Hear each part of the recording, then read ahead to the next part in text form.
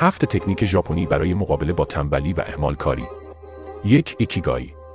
این تکنیک میگه هر انسانی برای بیدار شدن از خواب نیاز به یه دلیل و هدف داره که به زندگیش معنا بده. بگرد و معنای زندگی خودت رو پیدا کن. 2. کایزن. هر روز روی پیشرفت‌های کوچیک تمرکز کن. سعی کن هر روز 1% فقط بهتر بشی. همین کافیه. 3. شوشین. ذهنت رو متمرکز و خالی نگه دار. هر چیزی رو نخون. هر آهنگی رو گوش نده. هر فیلمی رو نبین. روی ورودی‌های ذهنت حساس باش. 4. هاراهاچی بو. وقتی 80% احساس سیری کردی، دست از غذا بکش. همونطور که روی ورودی‌های ذهن حساسی رو جسمت هم حساس باش. بدنی که هر چیزی بخوره خواه ناخواه تنبل میشه. 5. شنیرین یوکو.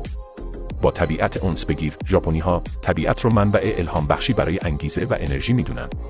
6. وابی سابی.